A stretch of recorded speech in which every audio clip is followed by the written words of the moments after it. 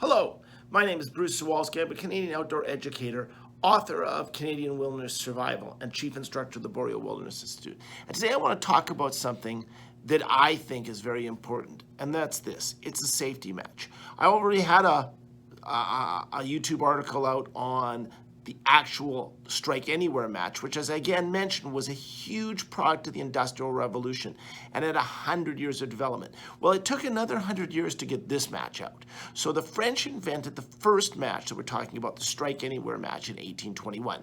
This match didn't come out to the Second World War. And what basically happened is we sometimes think or don't understand this match. And so therefore we believe this match is for child safety, the way I talked about lighters being, a safety lighter being for child safety. This match has nothing to do with child safety at all. And what it was aviation safety. So you imagine, you have a box of matches that are safe. These are safety matches, but if they were Strike Anywhere matches and you were flying your plane in the 1920s in the back of Beyond in a bush plane, the matches were going like this because the bush plane's going like this, right? And you're just going and going and going and going. And then what happens is eventually some of these matches would strike.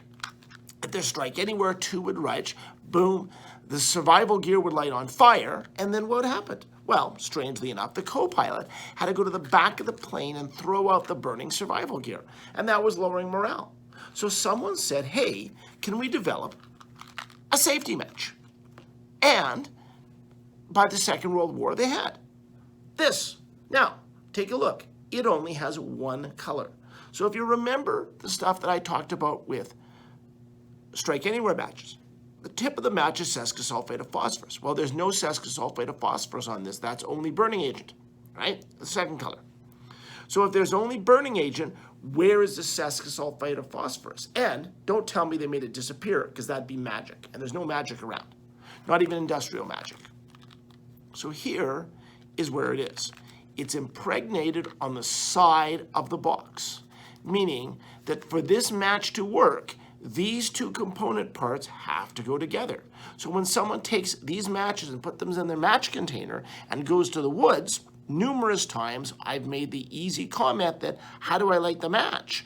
And I said, it's simple. You take out your pocket lighter and light it, right? Because this match is useless without the box. So the only way I could transport these into the wilderness, and of course that would be the match to go with that, would be to cut off the side of the box and take it with me. And I'd have to make sure I took it from the same box just to get in terms of components and everything else. Also, once this wears out, and you'll notice that this match box is almost gone. I've almost completely worn it out. And because of that, it's harder and harder to light the match. As well, this size of matchbox is easy to transport in the wilderness, but that's a 12-second match. If I want a 20-second match, I have to do the same thing. I would have to take a very big box or chop this box up, which I've done before. Chopped an actual piece of this box off, put it inside a waterproof match container to actually hold it. So the same thing holds true to light these matches. 2 fingers here, 1 finger behind, and there's my steady flame. Now this 20 seconds of steady flame here is just as good as any other match because it's the match stick that makes it work, nothing else. So when I'm worried about that, I don't have to care because as long as I have a match and the box and the striker is still good, these matches will work. But now this is a component that I have to take together to make these function. Again, 20 seconds of steady flame, 12 seconds of steady flame. Now there's a couple other things to think about. What are these? Well, paper matches, right? They're not really paper matches. They are safety matches, one color. So that's why they're so crappy, because the sesquisulfate of phosphorus is here on the back strip. And you can tell, as I flip this over and pull those matches through a few times, it starts to wear that sesquisulfate of phosphorus out much quicker. That's why rarely do you ever get every single match. And if you start splitting them as split paper matches to give yourself more matches, that's even tougher. Or, in my fancy Bear Grylls match container, these are clearly safety matches. So what does Mr. Gills give us? a piece of paper. So as you can imagine at 40 below, I'd have to open this container up, pull this out, find a dry, stable surface, pull one match out, and light. You can see how poor that would be. So again, nothing wrong with a safety match if you understand it was designed for aviation safety. These are the matches that we carry with us on aircraft. No problem.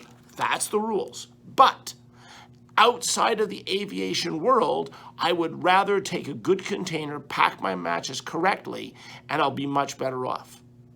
If I do carry matches, I have to as well carry a piece of that striker to make sure it works, or an entire box. But again, I'm now limited to 12-second matches instead of 20-second matches. And a good fire, we need 20 seconds of steady flame.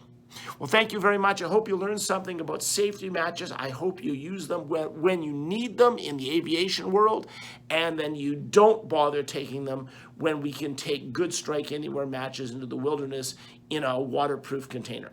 Thank you very much. I hope you like this video. I hope you subscribe to my channel. You can also come out to Edmonton and take courses. We run courses year-round in wilderness survival, wilderness navigation, and wildlife awareness. Thank you very much.